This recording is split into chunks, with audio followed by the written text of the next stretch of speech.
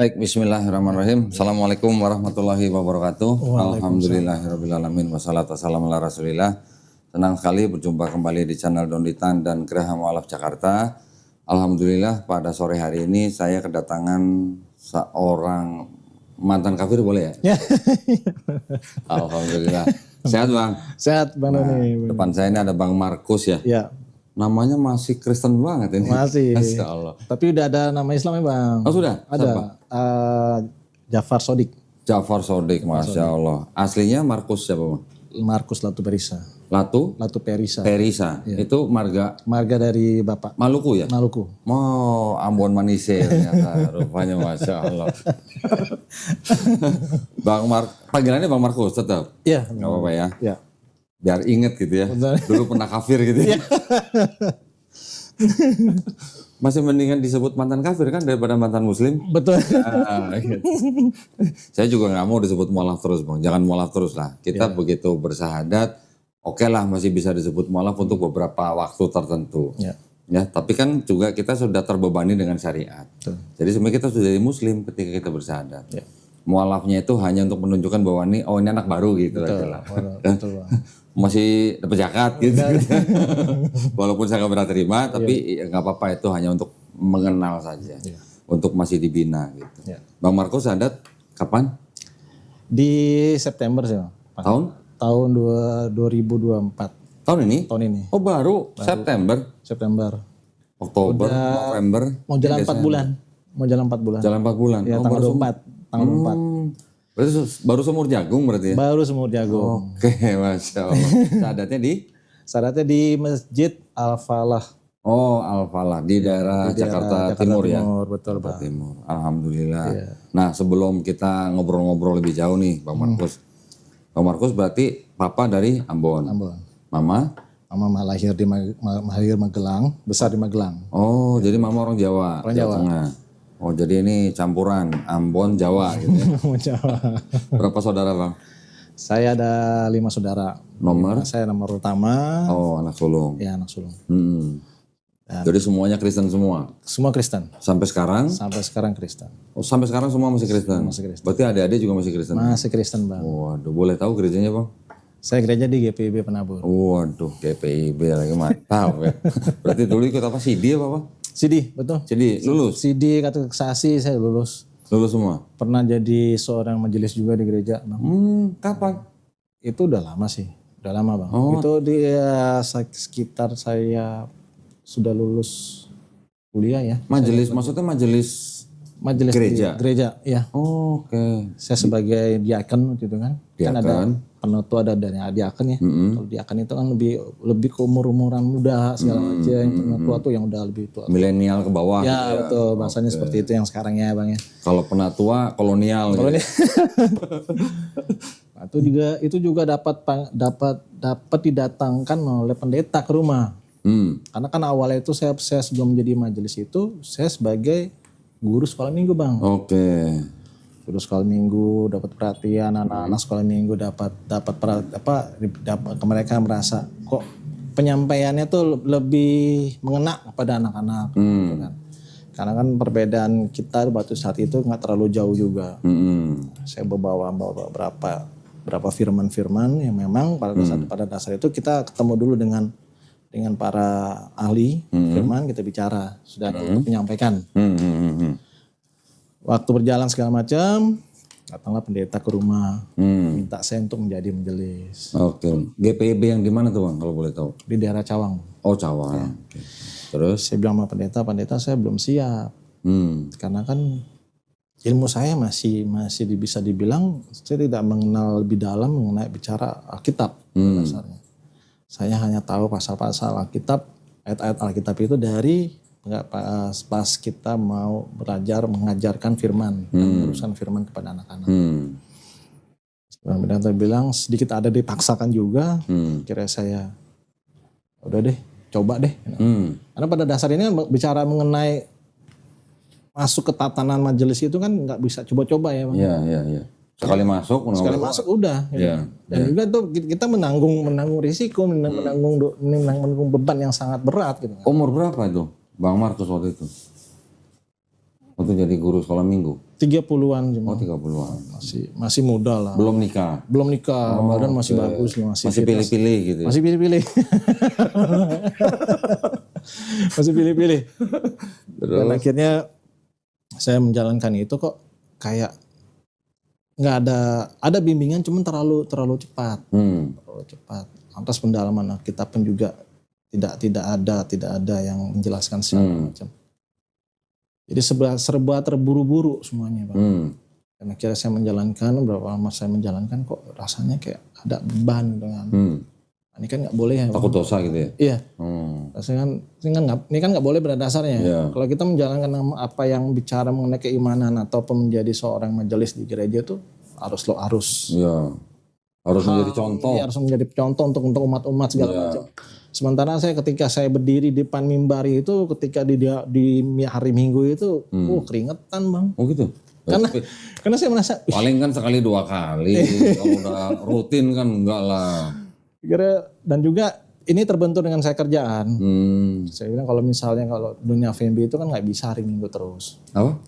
F&B. Oh, restoran. Iya, food and beverage. Itu hari Minggu nggak boleh libur. Oh. Jadi yang saya minta sama pendeta, minta waktu segala macam, terbentur segala macam, nggak bisa akhirnya, nggak bisa menggantikan saya. Dan sedikit malah saya melalaikan tugas. Dan akhirnya saya memutuskan saya untuk mundur dari majelis. Oke. Tahun berapa itu, Bang?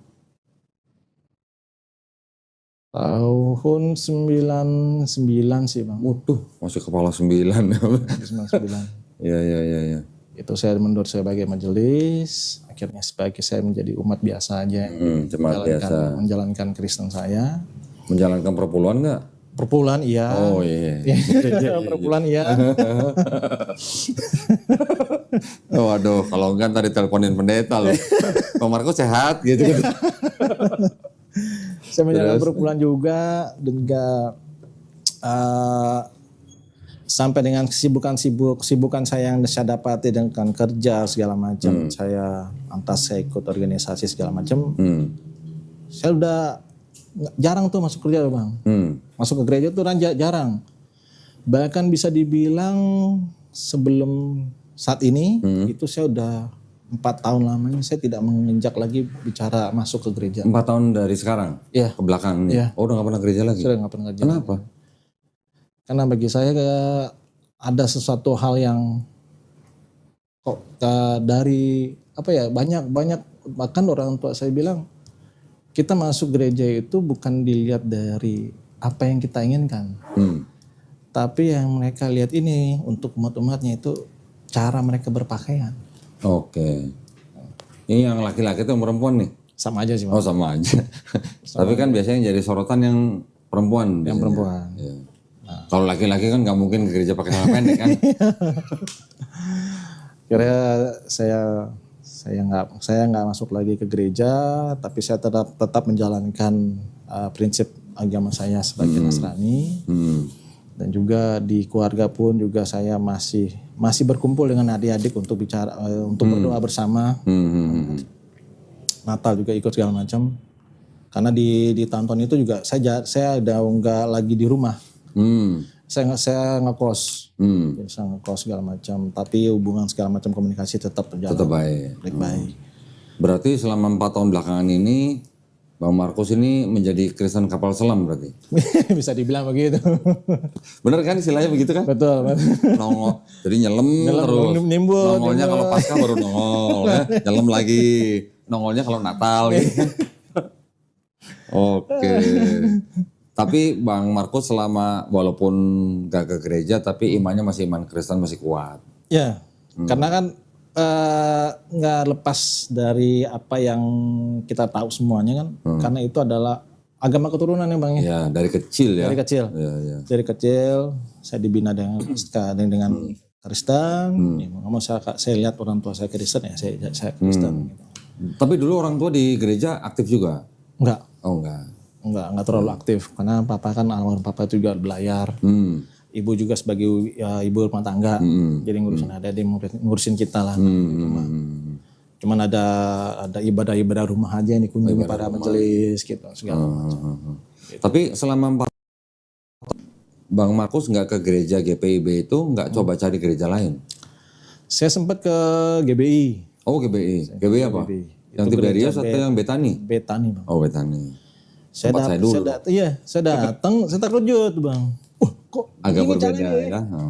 tepuk tangan, nyanyi, terus kayak musik segala macam. Iya, Jadi, live music.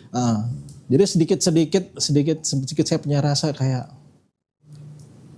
emang kayak begini kali ya, karena tersentuh gitu loh Bang. Ya. Kalau GPIB kan agak kusuk ya, Ya.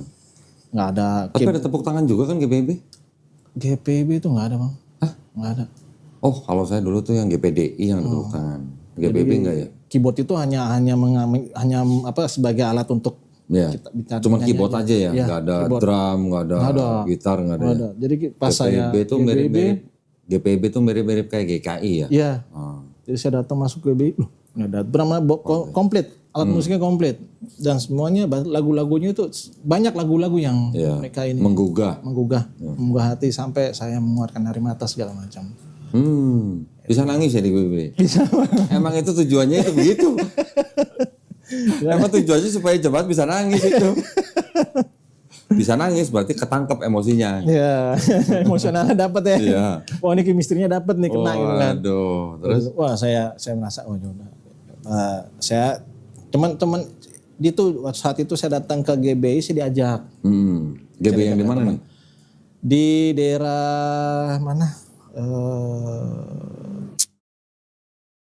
Di Jakarta Bang. Di Jakarta. Di daerah Jakarta Pusat lah. Pusat. Oke. Saya diajak ke situ teman. Untuk sampai ke situ, atas dengan kesibukan, kembali lagi dengan kesibukan saya yang monoton ya Bang. Saya nggak pernah lagi ke gereja. Jadi berapa lama ke GBI itu? 1-2 kali ya sih. Oh 1-2 kali, lah kan sampai nangis. Gak ketagihan? Enggak juga. Kirain udah nangis ketagihan gitu. Terus akhirnya saya belum saya dengan kesibukan saya dengan monoton yang saya dapat itu, kira saya lupa, saya tidak lagi ke gereja. Saya tidak lagi ke gereja segala macam. Terus saya dapat pasangan Islam segala macam. Yang pacaran dengan perempuan Muslim. Sekian tahun mau resmi, mau jadikan sesuatu yang baik gitu kan. Nggak jadi juga. Berapa kali karena itu? Terbentur agama. Tapi kalau jarang ke gereja. Iya. Sampai karena saya kalau waktu itu kan pemikiran saya, kalau saya dapat pasangan Muslim, pasangan saya harus ikut saya. Oke. Nah, berapa kali Bang Markus menjalin hubungan dengan perempuan Muslim? Ada sekitar 5 kali Bang. Waduh. Sekali lagi dapat timer. Sekitar 5 kali. Udah 5 kali. Terus selama 5 kali itu Bang Markus juga selalu mengajak perempuan untuk masuk Kristen? Saya nggak mengajak, cuman dia mengajak saya masuk Islam. Oke. Saya bilang, tak dulu kalau misalnya kamu mengajak saya Islam, saya punya marga. Marga saya yang tidak bisa saya lepaskan. Berat itu ya? Berat. Tapi marganya tadi apa? Latu Perisa. Latu Perisa. Ya. Di Ambon sendiri ada nggak marga Latu Perisa tapi Muslim? Saya ke Ambon itu SMP kelas 2 Bang. Oh. Jadi nggak memahami secara baik di Ambon itu seperti apa. Tapi saya punya ponakan. Dari saya punya bapak, punya kakak, almarhum, itu dia masuk Islam. Oh, oke. Anak pertama juga. Oh, sambil diminum kopinya Bang. Santai kita di sini. Keponakannya Bang Markus ada yang masuk Islam. Iya Bang. Terus? Dengan berjalannya waktu, saya dapat pasangan Islam, sempat saya diadili oleh salah satu pasangan saya dari orang tuanya. Diadili? Diadili Pak. Kenapa? Saya dipanggil ke rumahnya. Oleh orang tuanya? Orang tuanya. Saya dibilang, kamu sejauh apa dengan hubungan anak saya? Saya bilang sudah sejauh seperti pasangan suami istri. Oh dia marah. Dia sampai sebuat Allahu Akbar. Dia bilang, anak ini mati dan tangan saya hari ini. Waduh. Terus? Dia bilang dia minta istrinya untuk ambil golok. Saya bilang sama bapaknya, saya bilang silakan bapak potong saya. Tapi jangan pernah menyesal ketika darah saya menetes ke bumi. Apa yang saya lakukan pada anak bapak itu tidak ada sia-sianya bagi saya. Dan yang lebih buruknya lagi, pasangan saya ini tidak membela saya. Justru membela orang tuanya. Dan situ penyesalan saya yang sangat mendalam. Kalau cinta, kalau sayang, kenapa harus begitu kan begitu bahasa. Nah, memang sedikit dramatis sih bang. Kayak sinetron bang ya? Ya karena kayak sinetron. Saya bilang, sampai sempat saya bilang sama orang tuanya, kok bapak ini seperti Tuhan ya, seorang Tuhan di mata saya. Karena bapak bilang, apa pertanggungjawaban saya nanti ketika ada di depan di Nabi Muhammad ya bilang. Saya bilang, Om, saya lahir, saya nggak tahu bahwa saya agama Kristen. Anak Om juga ketika dia lahir, dia nggak tahu dia agama Islam. Tapi beranjak dewasa segala macam, dia lihat bahwa orang tuanya Islam, saya lihat orang tua saya Kristen, ya kira saya Kristen, dia Islam. Dan permasalahannya ini kan bukan masalah agama antara Islam dan Kristen, tapi permasalahan rasa. Permasalahan kasih sayang. Nah ini apa bedanya? Saya bilang. Sementara Tuhan itu tidak pernah membedakan umat-umatnya. Kenapa kita sebagai umat yang percaya akan Tuhan namanya Tuhan, kok kita membeda-bedakan sendiri? Gitu. Itu pertanyaan saya tuh yang saat itu saya lontarkan ke orang tua. Orang tua itu ya. Terus? Nanti nggak bisa jawab. Nggak bisa jawab. Sekarang apa bedanya Kristen sama Islam? Semua bicara dengan kebaikan. Semua tidak bisa. Semua tidak bicara mengenai keburukan. Semua mengajarkan firman yang telah diberikan oleh Yang Maha Kuasa. Dan menjalankan itu untuk umat-umat dan menyebarkan. Ceritanya mau khotbahin gitu gimana maksudnya? Dia khotbah tapi sambil emosi. Gitu. Oke. Kalau Om mau menghajar saya dan membunuh saya silakan. Saya siap. Waduh, mantap dong. Keder jadi dong orang. Akhirnya dia melemah segala macam, dia bilang ya sudah. Pokoknya saya tidak setuju bahwa anak saya harus berpasangan dengan Kristen.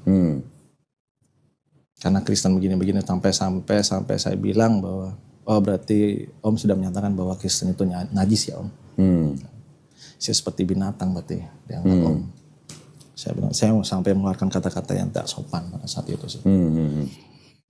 Kira saya udah selesai semuanya, saya pulang. Saya pamit pulang, sampai saya keluar pintu rumah, dia pesan, dia bilang, saya tahu kamu tuh aktivis.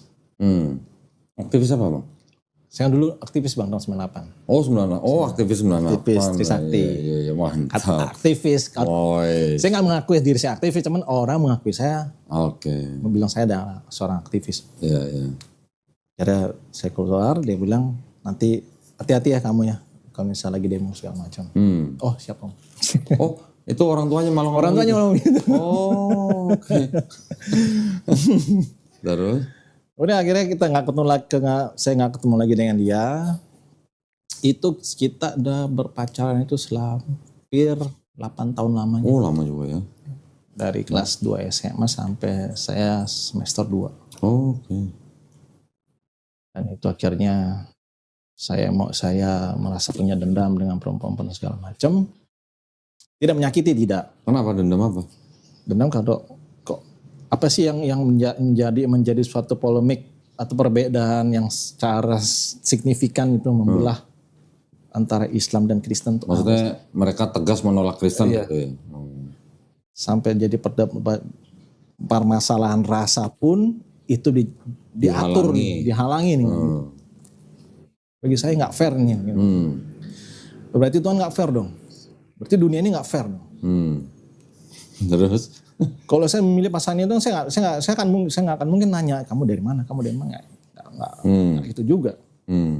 Karena saya melihat pasangan situ ada orang yang pintar, orang yang baik secara batin dan rohaninya, dan dia mau mengurus saya. Dan dia terima pada saya. Itu yang saya terima.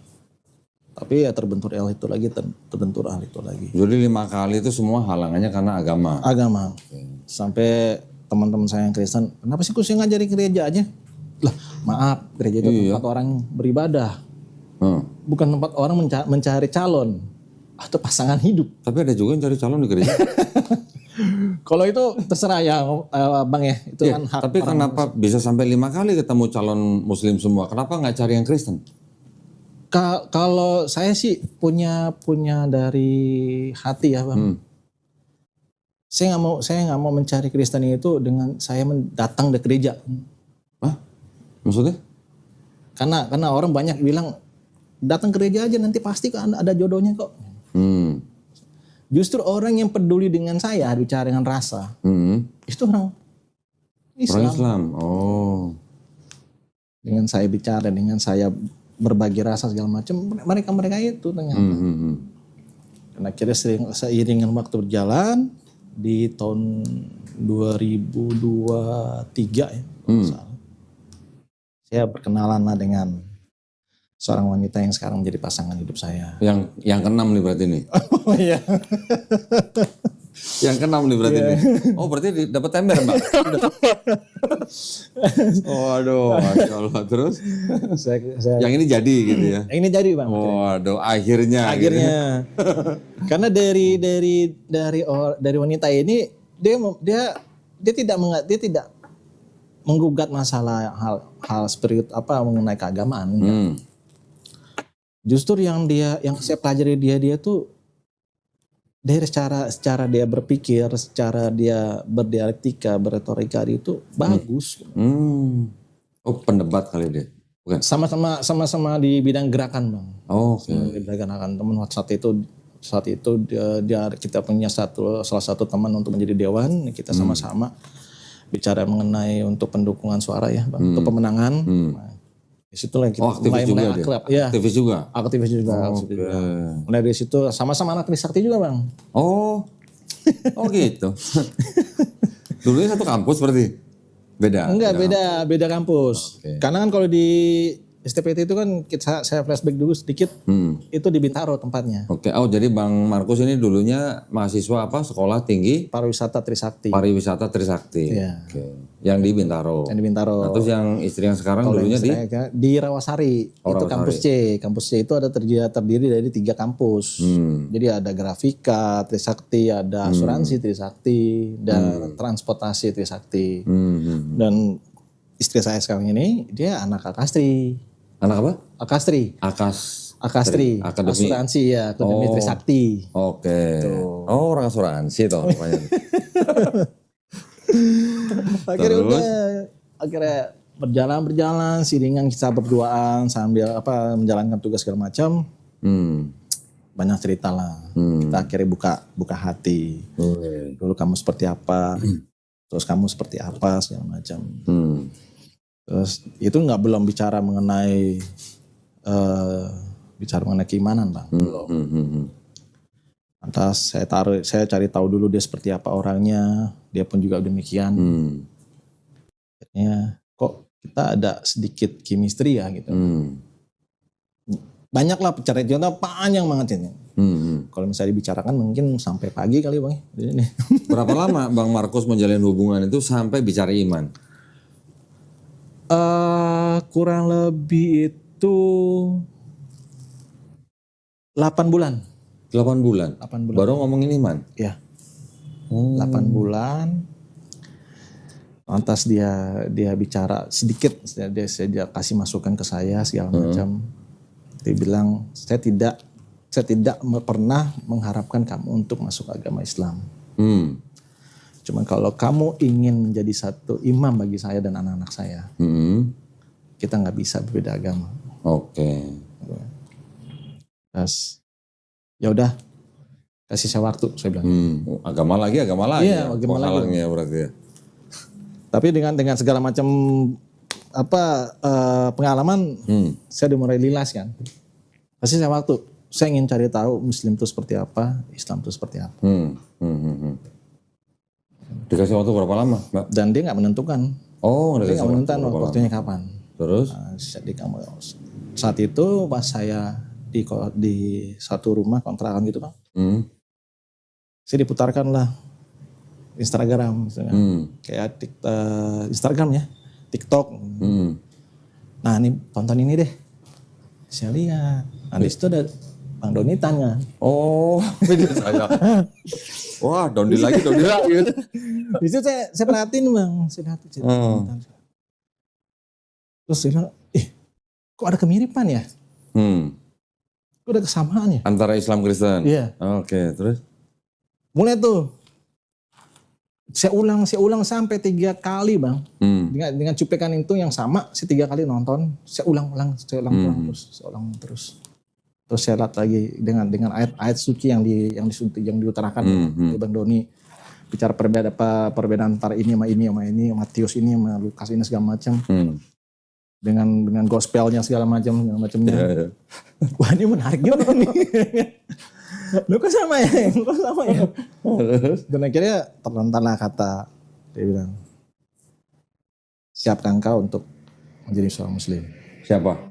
Calonnya waktu itu? Saya. Mbak ini? Ya. Oh terus? Saya bilang, saya masuk muslim bukan karena kamu ya. Ya. Tapi saya masuk muslim karena saya lihat bahwa sebenarnya ini Muslim bicara dengan Muslim dan Kristen itu tidak bedanya.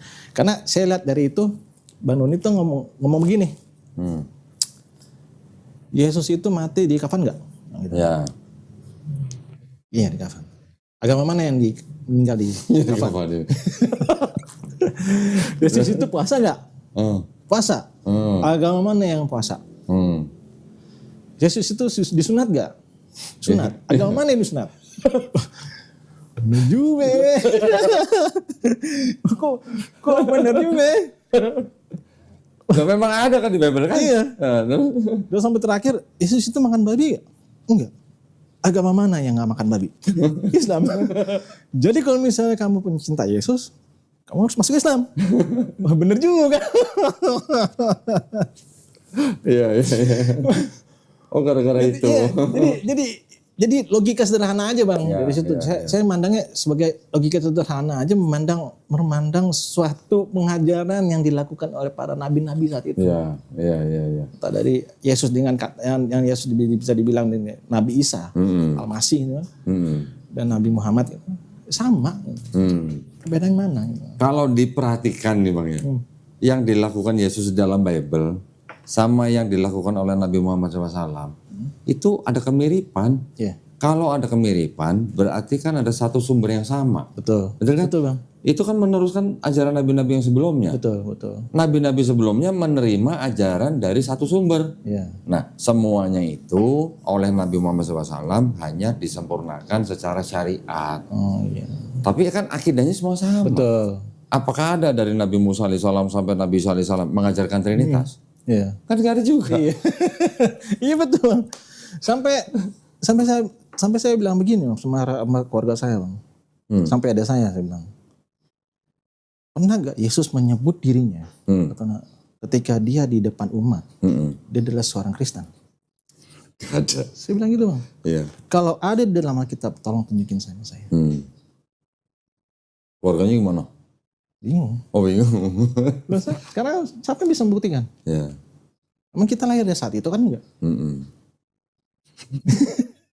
Tapi karena difilmkan dengan tokoh Nabi Isa ini, katakan Yesus Kristus sang penebus, di kalangan Kristen, orang mengaku bahwa Nabi Isa adalah milik Kristen. Tanpa tahu sebab itu sejarahnya. Bang Marus ngomong begitu ke keluarganya itu udah sadar belum? Waktu itu udah. Oh udah? Udah Bang. Oke. Saya udah sadar, makanya saya ngomong begitu. Udah sahadat langsung berdakwah ya ceritanya, Masya Allah ya. Keren. Aduh Masya Allah Bang. Dan itu nggak saya rekayasa memang. Nggak saya rekayasa Bang. Karena saya tahu sendiri bahwa dengan cuplikan film dari Nabi Isa sebagai menebus dosa umat itu, dia datang sebagai penebus dosa itu, dia tidak mengatakan bahwa dia Kristen. Dia tidak pernah mengajarkan Kristen juga. Dia tidak pernah mengajarkan Kristen. Ya. Bahkan yang dilakukan, yang sekarang dilakukan oleh umat Islam. Iya. Ya. Dia membuat mujizat, iya. Ya. Mujizat untuk orang buta bisa nyala kembali, orang mati bisa dibangkitkan kembali, orang yang sakit bisa disembuhkan. Iya. Mujizat itu datang dari mana kan? Dia satu sumber yang kita tahu gitu. Nah, ini perbedaannya apa sih? Masya Allah. Nah, waktu Bang Markus memutuskan untuk bersyahadat, itu membutuhkan waktu berapa lama? Dari mulai menonton video saya misalnya kan, sampai itu akhirnya 2 minggu sih Bang. Cuma 2 minggu? 2 minggu. Widih. 2 minggu. Keren 2 minggu. 2 minggu saya punya tekad, akhirnya saya memberikan diri. Jadi saya mau sadar. Masya Allah. Terus responnya calon waktu itu gimana? Dengar begitu? Udah senang. Oh, enggak bilang kamu pura-pura kali gitu, enggak ya? Enggak ya. Dia bukan dia bilang alhamdulillah. Alhamdulillah. Kalau kamu sudah mengerti apa yang harus kamu jalankan. Udah akhirnya saya sadar. Hari itu juga saya minta saya harus sadar. Waduh. Kita awal itu kita ke MUI. Terus tutup, MUI nggak bisa. Hari apa waktu itu? Hari Sabtu. Oh Sabtu, udah tutup kantornya? Ya sore, kita datangnya sore jam 3:30 Bang. Oh ya udah pulang lah. Iya. Kira kita, ini kemana lagi ya kita cari. Oh ada satu masjid ya bilang, di tempat dari rumah. Kita ke situ aja dulu deh. Karena dari keluarga dia pernah ada yang sadar di masjid itu. Iya. Kira saya ke sana, saya datang kebetulan ada nih orang yang bisa melakukan sadar. Kira saya di situ lah mengikrarkan namanya. Waktu bersyahadat gimana rasanya? Saya merasakan satu kenyamanan sih Bang. Saya merasakan yang namanya kesenangan dalam hati dan jiwa ini. Karena ketika saya melakukan yang namanya mengatakan 2 kalimat syahadat itu, mereka yang sekeliling saya ini mengatakan bahwa selamat datang saudara-saudaraku. Masya Allah. Sambil dirangkul. Masya Allah. Setiap muslim itu bersaudara. Ya. Walaupun bukan saudara satu bapak satu emak gitu, tapi dalam iman itu semuanya bersaudara. Merasakan sesuatu yang sama gitu.